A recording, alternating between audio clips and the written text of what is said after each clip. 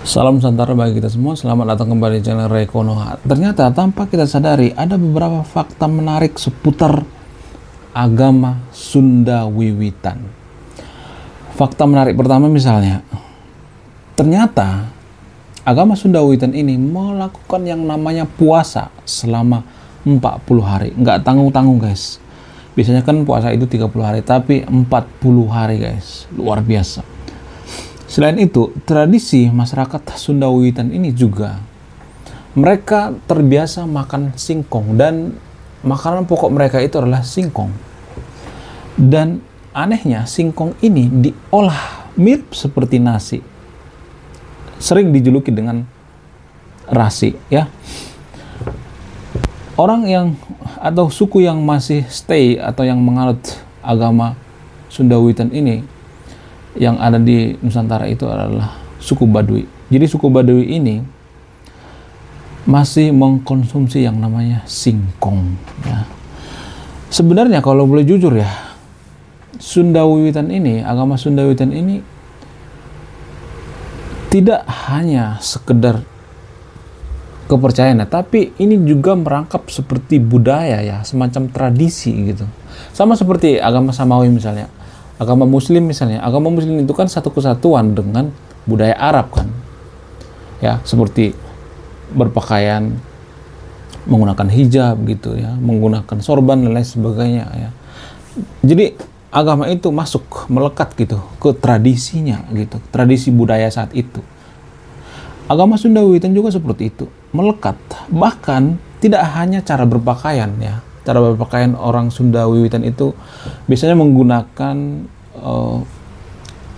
ikat kepala warna putih seperti Kang Deddy Mulyadi dah, Gubernur Jawa Barat, mirip-mirip seperti itu. Ada juga yang menggunakan ikat kepala warna biru gitu, berwarna-warni biru, hitam.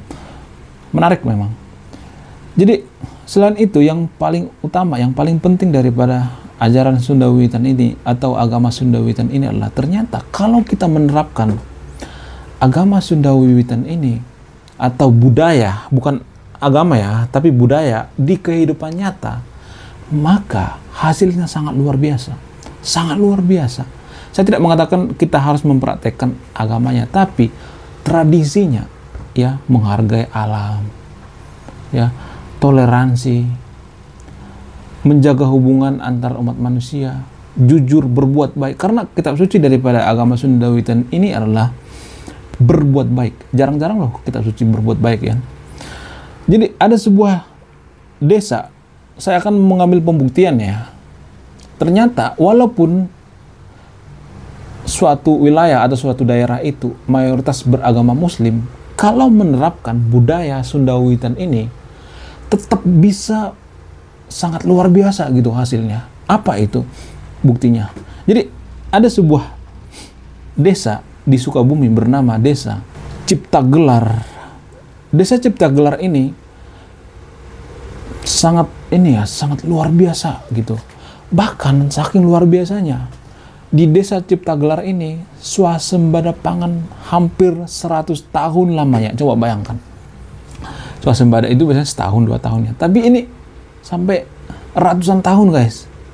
Saking apa? Saking mereka luar biasanya gitu menerapkan budaya Sunda Wiwitan ini di kehidupan nyata, ya.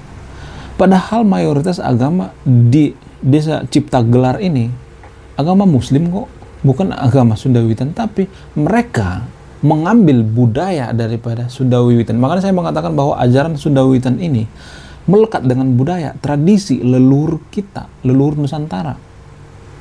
Ya, tidak hanya ajaran, tidak hanya agama, tapi tradisi juga, budaya juga, filosofi juga. Jadi Desa Ciptagelar ini benar-benar menerapkan filosofi ajaran Sunda Wiwitan. Tidak hanya itu, ternyata Desa Ciptagelar ini punya stasiun televisi tersendiri. Coba bayangkan, luar biasa. Sebuah desa punya stasiun televisi tersendiri, coba. Berada di Sukabumi ya. Nah, yang jadi pertanyaan, kenapa Desa Ciptagelar ini sangat makmur ya? Bisa swasembada pangan gitu sampai ratusan tahun. Salah satu alasan yang paling masuk akal itu karena filosofi ajaran Sunda Wiwitan ini, budaya Sunda Wiwitan. Saya tidak mengatakan bahwa desa Ciptagelar ini beragama Sunda Wiwitan ya. Tetap mereka ini menganut yang namanya ajaran Islam. Tapi budayanya itu loh luar biasa. Mereka menghargai alam gitu. Jadi justru filosofi dari agama Sunda Wiwitan ini yang harus mencintai alam itu. Maka mereka menanam padi gitu, melestarikan lingkungan gitu, tidak merusak gitu, ya. Mereka menanam padi itu tidak menggunakan bahan kimia, guys, sehingga melimpah gitu buah padinya. Jadi aneh kan, ya. Petani-petani zaman sekarang ini menggunakan pupuk gitu dan lain sebagainya. Akan tetapi mereka ini tidak menggunakan pupuk. Tapi hasilnya itu luar biasa. Bahkan uniknya kalau mereka ini panen padi misalnya. Mereka itu punya satu lumbung ya, tempat penyimpanan padi gitu. Satu tempat. Mereka itu di sana itu kerjanya itu benar-benar kerja gotong royong. Mirip seperti kehidupan Nusantara di zaman dulu ya. Di zaman sebelum zaman kerajaan ya, masih menganut yang namanya kesetaraan ya. Di sana itu orang-orang kalau misalnya kerja gitu, nggak ada kerja masing-masing, nggak barengan gitu kerjanya. Nggak boleh kerja misalnya sendiri-sendiri, nggak boleh. Jadi barengan gitu. Semuanya barengan.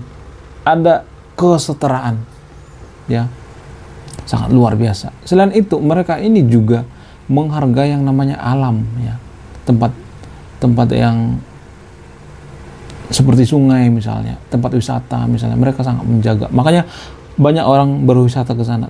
Bentuk rumahnya juga sangat unik-unik ya. Dan yang paling penting ya daripada budaya Sunda Wiwitan ini adalah berbuat baik.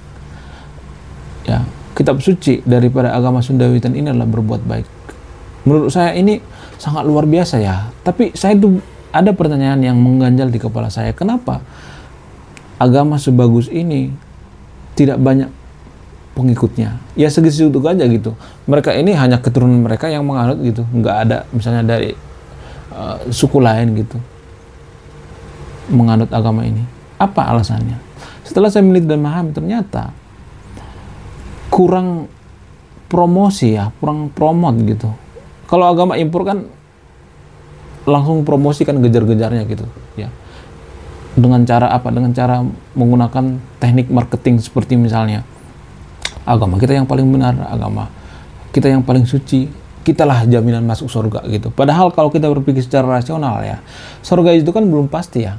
Siapa yang bisa membantah kalau saya mengatakan bahwa surga itu belum pasti? Siapa yang bisa bantah? Emang surga itu sudah pasti? Coba Sherlock dong, kalau sudah pasti. Nggak ada kan? Jadi surga itu tidak ilmiah, tidak bisa dibuktikan secara ilmiah. Nah, itu yang jadi permasalahan menurut saya pribadi. Kenapa agama impor ini terlalu percaya diri gitu mengatakan bahwa mereka masuk surga, padahal surga juga masih dipertanyakan. Iya kan? Bagaimana mungkin kita menjamin seseorang itu masuk surga kalau surga itu masih dipertanyakan? Menurut saya itu ajaran yang paling jujur itu agama Sunda Wiwitan ya, agama lokal ya. Kenapa? Karena mereka tidak pernah yang namanya ngibul gitu. Iya, surga itu ada. Saya sudah melihat surga. Pokoknya ada. Kamu harus ini ya, masuk surga. Ya, kalau masuk ke agama kita masuk surga. Nggak pernah seperti itu. Nggak ada anjuran seperti itu. Nggak ada konsep dakwah gitu. Dan di surganya juga tidak pernah menjanjikan misalnya di sana ada banyak ya makanan gitu, ya, kehidupan yang enak, ya, ada banyak malaikat di sana gitu.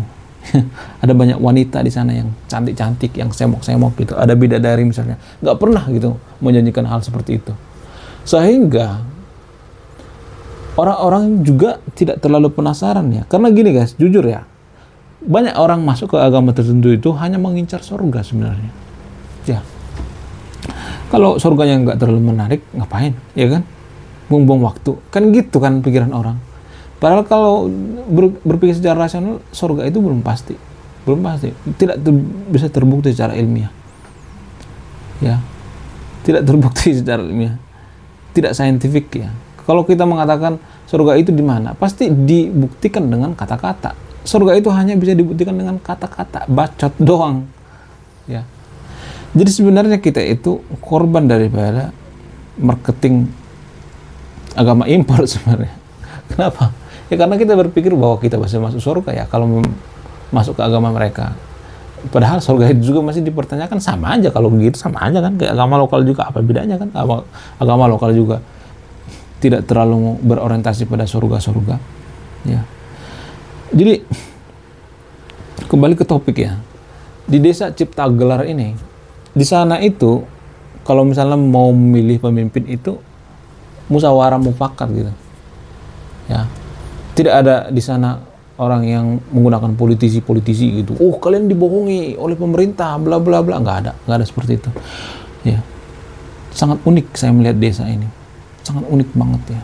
Inilah mungkin gambaran ya. Kalau misalnya nih Nusantara tetap stay dengan ajaran leluhurnya masing-masing gitu. Tidak beralih ke agama impor misalnya. Kayaknya kehidupan Nusantara seperti itu kali ya. Seperti sebuah desa di Sukabumi ini. Swasembada pangan, sangat bahagia tinggal di sana. Ya. Walaupun ada yang mengatakan bahwa ya tinggal di desa mah nggak enak, cuman situ-situ aja. Tapi kalau saya melihat di sini minim kriminal gitu. Gimana orang mau kriminal? Orang mereka ini berbuat baik, kitab sucinya berbuat baik, ya. Tidak pernah berbuat jahat. Tidak ada di situ kasus pemerkosaan, nggak ada. Nggak ada di situ politisi datang, coblos saya, ya saya anggota DPR, nanti saya akan bangun jalan di sana, saya akan kasih pupuk. Nggak ada seperti itu. Jadi kalau boleh jujur ya, justru politisi yang menghancurkan sebenarnya, menghancurkan peradaban. Politisi-politisi yang nakal maksudnya, politisi-politisi yang nggak jujur ya, yang hanya meraup suara. Kan politisi kalau masuk ke desa seperti ini kan pasti dihancurkan. Oh, kalian itu dibodoh-bodohi oleh pemerintah, kalian dibohongi. Padahal di desa Cipta Gelar ini kalau bangun jembatan itu bareng-bareng, mau kerja bareng-bareng gitu, ya, sama rata semuanya. Mau makan bareng gitu, punya dapur satu gitu, dapur untuk semuanya gitu. Jadi sangat luar biasa ya di desa ini, luar biasa. Walaupun jauh dari hiruk pikuk perkotaan gitu, tapi saya melihat sangat luar biasa. Tapi yang uniknya itu ya, yang menariknya mereka ini tetap beragama Islam ya. Jadi menarik ya. Jadi ajaran Islam ini sebenarnya bisa ternyata diterapkan ya. Buktinya di Cipta Gelar ini diterapkan tanpa mengadopsi budaya-budaya dari luar ya. Menarik ya. Menarik nggak sih? Bener nggak? Sangat menarik loh. Kalau misalnya ada desa seperti ini di Konoha misalnya, rata-rata seperti ini, swasembada pangan sampai 95 tahun lebih gitu, sampai 100 tahun lebih. Jadi semua yang saya katakan di video ini ada datanya ya, tidak asal mangap loh. Oke, saya ngambil data dari iNews ya. Jadi kalau di antara sahabat yang nonton video ini yang ragu gitu, yang berpikir skeptis gitu, nanti baca sendiri ya, saya tidak akan menambahkan dan mengurangi gitu. Saya hanya menjelaskan dengan pemikiran saya pribadi gitu, dengan pemikiran yang sangat rasional ya. Luar biasa ya. Luar biasa ajaran Sunda Wiwitan ini ya. Agama Sunda Wiwitan ini juga salah satu agama yang tertua di Nusantara ya. Luar biasa. Agama Sunda Wiwitan ini setara umurnya ya kalau nggak salah ya dengan Kejawen gitu, dengan agama Siwa Buddha yang ada di Bali gitu. Bahkan ada, konon katanya ada pertalian antara atau hubungan gitu agama Sunda Wiwitan ini dengan agama Siwa Buddha yang ada di Bali ya. Ada sejarahnya itu. Di video sebelumnya saya udah bahas ini ya. Jadi sangat luar biasa ya, ternyata agama Muslim itu juga bisa diterapkan di Nusantara. Seperti desa Cipta Gelar ini bisa diterapkan di Nusantara tanpa menyerap budaya dari luar. Mereka ini hanya berpatokan pada ajarannya saja, esensi daripada agama itu sendiri ya. Tidak mengambil tidak mengambil budaya-budayanya gitu. Ya. Karena kalau boleh jujur ya, budaya itu kan walaupun gabung dengan agama itu, budaya kan tetap ciptaan manusia, bukan ciptaan Tuhan ya. Jadi cara beragama di Konoha itu berpikir bahwa budaya itu kalau nyambung dengan agama itu, berpikir bahwa budaya itu sepaket dengan agama dan budaya juga diciptakan Tuhan. Enggak, padahal yang menciptakan budaya itu Tuhan ya. Walaupun saya percaya bahwa agama itu ciptaan manusia ya. Karena apa? Karena Tuhan tidak beragama, manusia yang beragama ya. Menurut saya itu agama itu hanya persoalan kelahiran. Kalau kita lahirnya di Korut bisa aja kita jadi ateis kan. Kalau kita lahirnya di Arab bisa jadi Muslim. Kalau kita lahirnya di Finlandia bisa jadi Kristen gitu.